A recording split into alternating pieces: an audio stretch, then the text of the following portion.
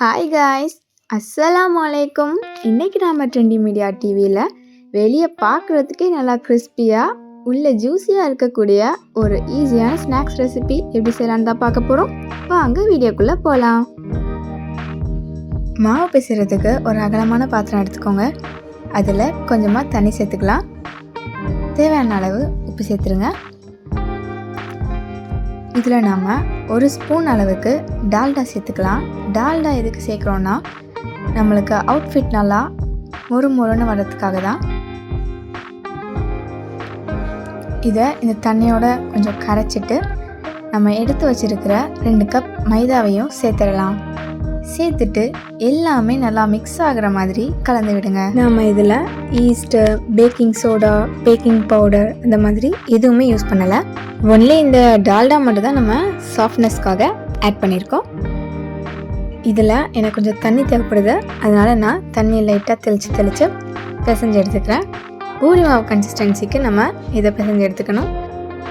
மாவு பிசைஞ்சதுக்கப்புறம் கொஞ்சமாக ஆயில் எடுத்து மாவில் அப்ளை பண்ணிடலாம். ஒரு 5 to 10 மினிட்ஸ்க்கு ஊற வச்சிடலாம். இதுக்கு ஸ்டஃபிங் ரெடி பண்ண போகிறோம். அதுக்கு ஒரு பேனில் கொஞ்சமாக நெய் சேர்த்துக்கலாம்.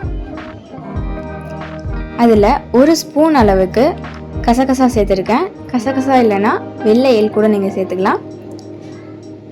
அதை இந்த எண்ணெயிலேயே லைட்டாக ரோஸ்ட் பண்ணி எடுத்துக்கலாம். கலர் சேஞ்ச் ஆக வேண்டிய அவசியம் இல்லை. நான் கொஞ்சமாக முந்திரி பாதாமை கட் பண்ணி வச்சுருக்கேன், அதையும் சேர்த்துட்றேன். இப்போ நான் இதில் ஒரு தேங்காவை துருவி ஆட் பண்ணிக்கிறேன். தேங்காவுடைய ஈரத்தன்மை போகிற வரைக்கும் நம்ம ரோஸ்ட் பண்ணி எடுத்துக்கலாம். இதில் நீங்கள் கொப்பரை தேங்காய் கூட யூஸ் பண்ணலாம், அதுவும் இன்னுமே டேஸ்ட் நல்லாயிருக்கும். எண்ணெயில் பிடிச்சதுக்கப்புறம் இந்த தேங்காவோட டேஸ்ட்டே தனியாக இருக்குங்க. கண்டிப்பாக இந்த ரெசிபியை ட்ரை பண்ணி பாருங்கள். வீட்டில் குழந்தைங்களுக்குலாம் ரொம்ப பிடிக்கும். இதில் நம்ம ஒரு பிஞ்ச் அளவுக்கு ஏலக்காய் சேர்த்துக்கலாம். இது ஆப்ஷனல் தான், நான் ஒரு ஃப்ளேவருக்காக ஆட் பண்ணியிருக்கேன். நீங்கள் வேணான்னா ஸ்கிப் பண்ணிடலாம். இப்போ பாருங்கள், நல்லா உங்களுக்கு தெரியும் அதோடைய ஈரப்பதெல்லாம் நல்லா ட்ரை ஆயிடுச்சு. இப்போ நம்ம ஸ்டவ் ஆஃப் பண்ணிவிட்டு சர்க்கரை ஆட் பண்ணிடலாம். நான் 3/4 கப் அளவுக்கு ஆட் பண்ணியிருக்கேன். நீங்கள் உங்களுடைய விருப்பத்துக்கு ஏற்ப சர்க்கரையை கூடையோ குறைச்சி ஆட் பண்ணிக்கலாம். நம்ம சர்க்கரை சேர்க்கும் போது அடுப்பு ஆஃபில் தான் இருக்கணும். இது ஒரு இம்பார்ட்டன்ட் டிப்ஸு. இப்போ 10 மினிட்ஸ் ஆயிடுச்சு. மாவு நல்லா ஊறி வந்திருக்கு. நீங்களே பாருங்கள், நல்லா சாஃப்டாக வந்திருக்கு.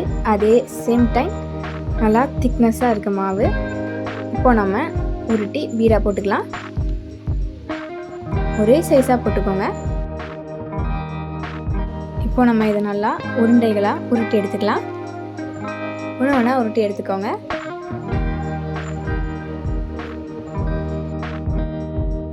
இப்போ நம்ம மாவு அழுத்த போகிறோம். இதில் எண்ணெய் ஆட் பண்ணக்கூடாது, மாவு தான் நீங்கள் ஆட் பண்ணணும். மைதா மாவு லைட்டாக கீழே ஸ்ப்ரே பண்ணிவிட்டு அதுலேயே நம்ம என்ன பண்ணிடலாம், அழுத்தி எடுத்துடலாம். இந்த மாதிரி நல்லா தின்னாக இருக்கணும். எல்லாத்தையும் இந்த மாதிரி தின்னாக அழுத்தி எடுத்துடலாம்.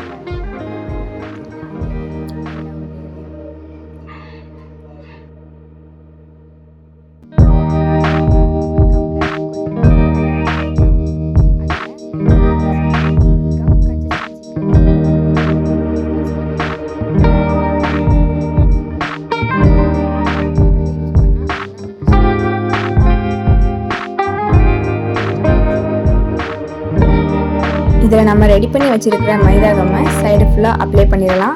அப்ளை பண்ணிவிட்டு அந்த மாவை வச்சு மோல்டை க்ளோஸ் பண்ணிடுங்க. நல்லா அழுத்தம் கொடுத்து ஓப்பன் பண்ணி பாருங்கள். உங்களுக்கு நல்லா அந்த ஷேப் வந்து பதிஞ்சு வந்திருக்கும். இப்போ பாருங்கள், நம்மளுக்கு எவ்வளோ அழகாக ரெடியாக இருக்குது. எட்ஜஸ் எல்லாம் எவ்வளோ அழகாக டெக்கரேட் பண்ண மாதிரி இருக்குது பாருங்கள். இப்போ நம்ம எல்லாத்தையும் ரெடி பண்ணி எடுத்துட்டோம். இப்போ நம்ம ஒரு கடாயில் எண்ணெய் ஹீட் பண்ணிடலாம். இப்போ நம்ம ரெடி பண்ணி வச்சுருக்கிறத ஒன்று ஒன்றா எண்ணெயில் போட்டுடலாம். எண்ணெய் வந்து ரொம்பவே சிம்மில் தாங்க இருக்கணும், ஹையில் மட்டும் வச்சிடாதீங்க. இது ஃபுல்லாக பொரிச்சு எடுக்கிற வரைக்கும் சிம்லேயே தான் இருக்கணும்.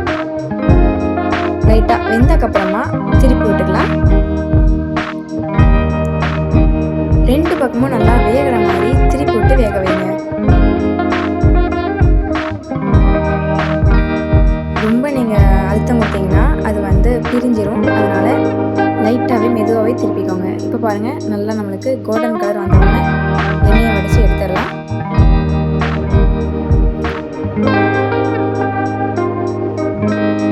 பாருங்கள் ரெடி ஆயிடுச்சு. இப்போது நம்மளுடைய இனிப்பு பூரி ரெடி ஆயிடுச்சு. வெளியே நல்லா கிறிஸ்பியாக, உள்ளே நல்லா ஜூஸியாக, ரொம்பவே டேஸ்ட்டாக, குழந்தைங்களுக்குலாம் ரொம்ப பிடிக்கும். ஒரு வாட்டி செஞ்சு கொடுத்து பாருங்கள். இதே தான் செய்ய சொல்லுவாங்க. அந்த அளவுக்கு டேஸ்டான ரெசிபிங்க. பாருங்கள் எவ்வளோ முறுமுறுன்னு இருக்குது. நம்ம எந்த அளவுக்கு தின்ன அழுத்துறோமோ அந்த அளவுக்கு நம்மளுக்கு கிறிஸ்பினஸ் கிடைக்கும். இது போல ரெசிபியை நீங்களும் வீட்டில் செஞ்சு அசத்துங்க. இந்த வீடியோ உங்களுக்கு பிடிச்சிருந்தா லைக், கமெண்ட் அண்ட் ஷேர் பண்ணுங்கள். மறக்காமல் நம்ம சேனலை